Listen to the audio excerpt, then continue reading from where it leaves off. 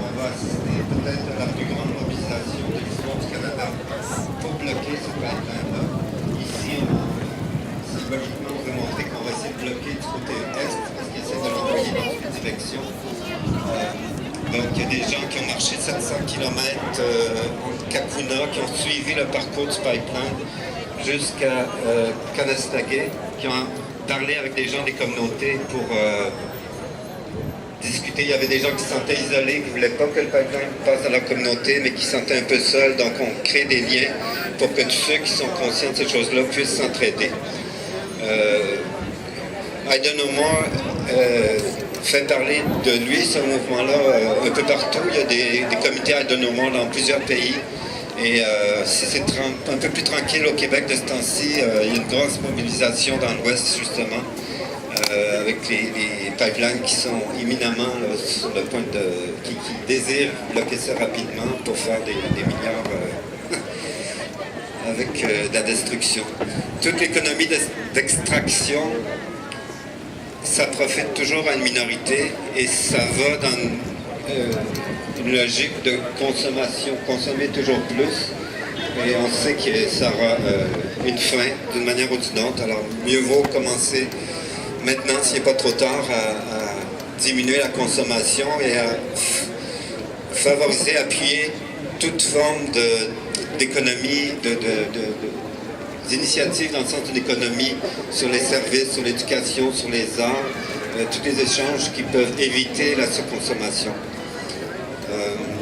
Il y a aussi des peuples partout sur la planète, des peuples autochtones, des premiers peuples en Amérique latine, en Afrique, en Australie, en Sibérie, qui luttent contre les industries d'extraction, les mines, les pétrolières, et forestières qui font des dégâts énormes partout. On est rendu à un point vraiment où il faut se mobiliser pour mettre un terme à ça. Si les populations font entendre leur voix pour dire qu'on est prêt à passer à autre chose, un jour les politiciens n'auront pas le droit de suivre et les grands pouvoirs devront suivre aussi. Alors je vous encourage à appuyer à De Nos Morts, le Centre des Premières Nations, le Grip Camp, etc. Je redonne la parole à Michael. Merci.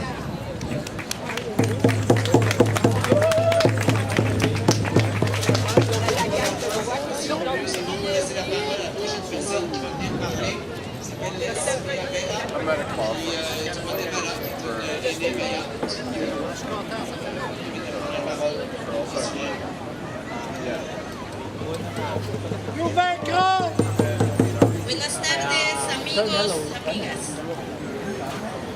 Estamos aquí, nous sommes ici pour vous encourager à se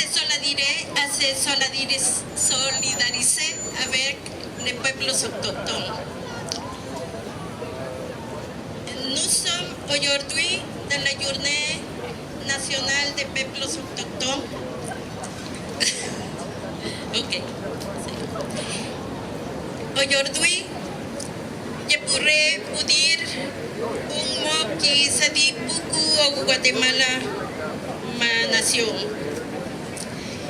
On dit la terre, c'est pas pour vendre, c'est pas pour acheter. La terre, c'est pour la défendre. La terre est vivante, est notre vie.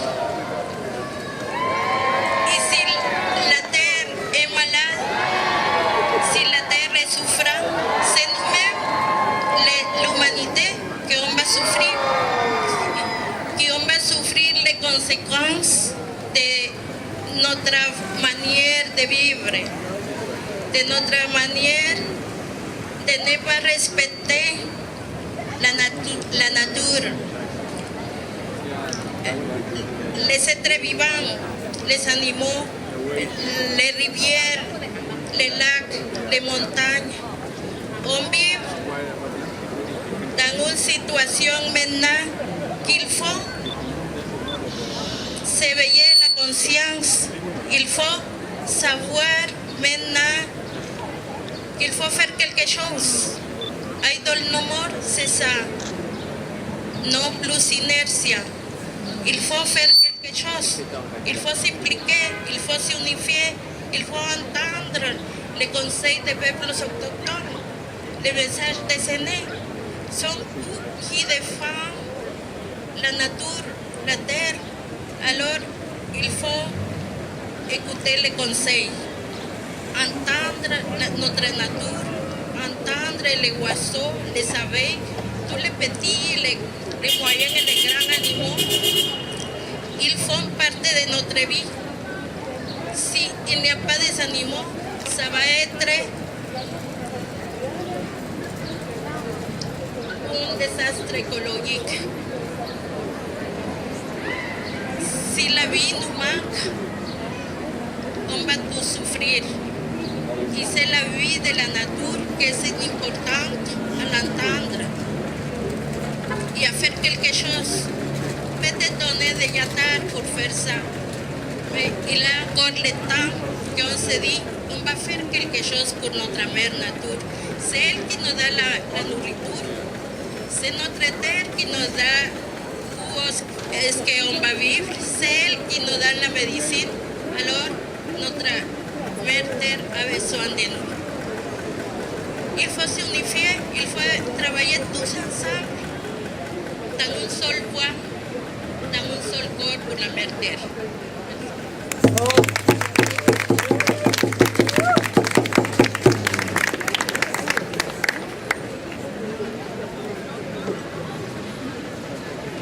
Tour de parole, Yvan, l'organisme de la famille. Ceux et celles qui viennent d'arriver et qui ont vu la laine tout autour et qui se demandent ce que c'est. Je vais en reparler un peu plus tantôt, je l'ai expliqué au début.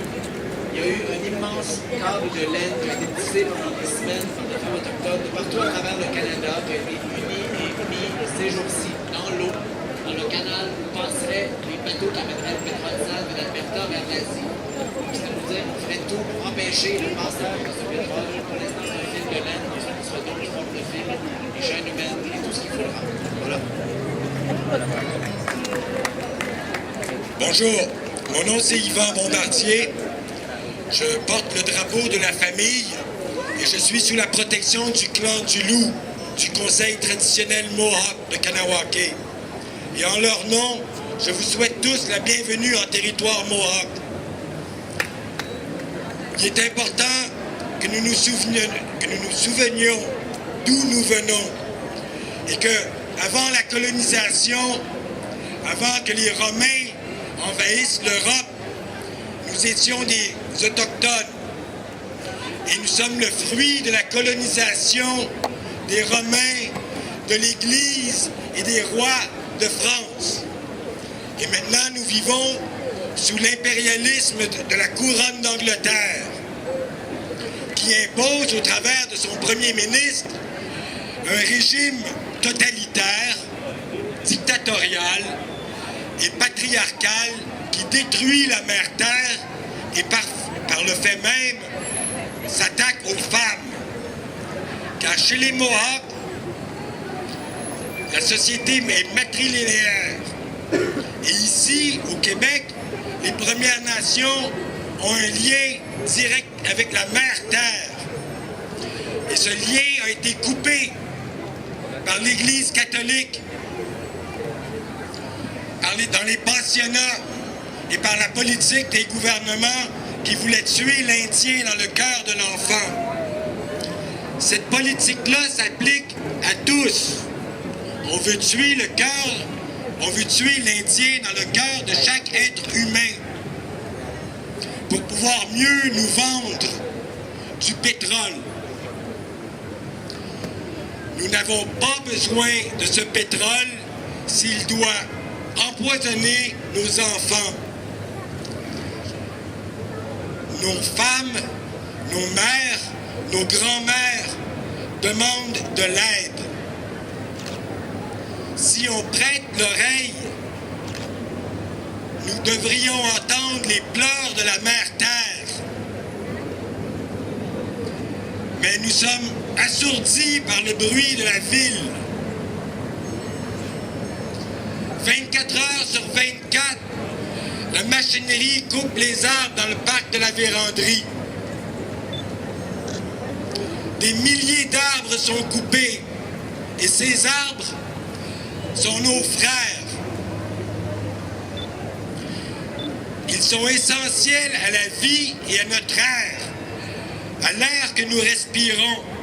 Et chaque arbre qui tombe, c'est une de nos grand-mères qui est assassinée. On a perdu la perspective. On ne voit plus l'horizon. Et pendant ce temps-là, on creuse et on nous rentre des pipelines. On viole notre mère terre avec des tuyaux. Et notre devoir, nous les hommes, c'est de défendre les femmes, de défendre l'autorité féminine qui assure la vie sur cette planète. De la plus petite à la plus aînée, elles sont menacées. Si elles s'adonnent à être autochtones, on n'enquêtera pas sur leur disparition. C'est des gens de seconde classe. Ce sont nos grands-mères. Alors, il est temps qu'on soit conscient du travail que nous avons à faire tous ensemble pour protéger la plus petite enfant à notre plus grande et notre plus vieille aînée. Et ça, c'est le devoir des hommes. Mais ici, les hommes ont tendance à se laisser aller à écouter le hockey ou à se laisser distraire par le football. Pendant ce temps-là, on construit des stades dans la forêt de l'Amazonie qui vont servir à 4 matchs. Des millions de dollars gaspillés. Pendant ce temps-là, il y a des gens qui crèvent de faim. Alors, il est important que nous soyons ici conscients tous de la lutte que nous avons à faire. Cet après-midi, j'étais à Kanawagé et ensemble avec des amis haïtiens, des amis mapuche du Chili, des amis mexicains et des amis Kanien'kehá:ka, nous avons tiré des flèches enflammées au soleil qui portaient nos paroles et nos prières. Parmi ces prières étaient les prières des enfants qui veulent nous voir planter des arbres, des milliers d'arbres, des centaines de milliers d'arbres, et cesser de faire couler le pétrole qui nous empoisonne. Merci de votre écoute. Merci de votre réveil. Donc,